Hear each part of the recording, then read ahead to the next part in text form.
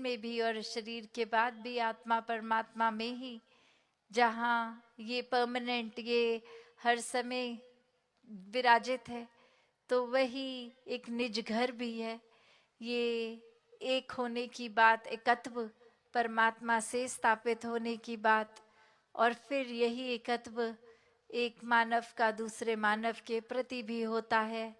ये वननेस कायम होना, ये दीवारों की भी जो बात आती है, मनों में दीवारें हैं तो ये खुद ब खुद गिरती हैं। फिर ये कोई वो बात नहीं होती कि गिरानी पड़ती हैं, नहीं।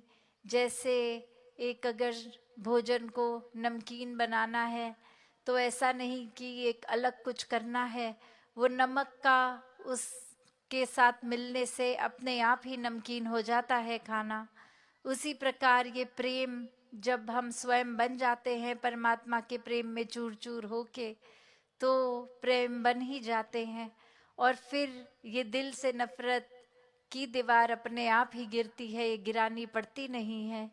तो उसी तरह ये स्वाभाविक रूप, ये नेचुरल कोर्स में ही हर एक का उस तरह ही बन जाए कि कोई ये ना देखे कि एक जाति क्या है हमारी, हम ऊंचे हैं, ये नीचा है। और अक्सर ये भी देखा गया है कि जाति अगर किसी की उस तरह से नीची भी कहलाई जाती है तो उसमें भी अभिमान ही हो जाता है, चाहे ऊंची जाति हो चाहे नीची। अपने आप को सोसाइटी में खुद ही बांधा है। ये परमात्मा ने तो जातियां नहीं बनाई, परमात्मा ने तो सिर्फ इंसान बनाए।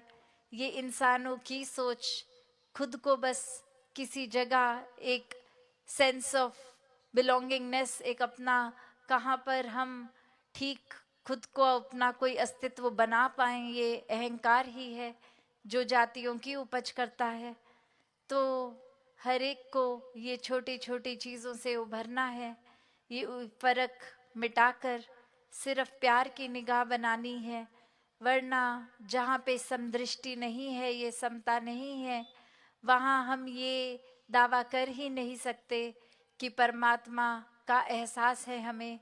क्योंकि परमात्मा का ब्रह्म ज्ञान ये आते ही, ये परमात्मा की पहचान होने से ये तो समदृष्टि बन ही जाती है। हर एक को फिर हम एक ही नज़र से देखते हैं। फिर वो कुछ हमने बाइफिकेशंस, ये एक तरह से डब्बे नहीं बना के हर एक को डाला कि ये यहाँ रहे, ये हमारे मन के इस कोने के इस डब्बे में यहाँ रहे, नहीं। फिर तो ये मन हर एक के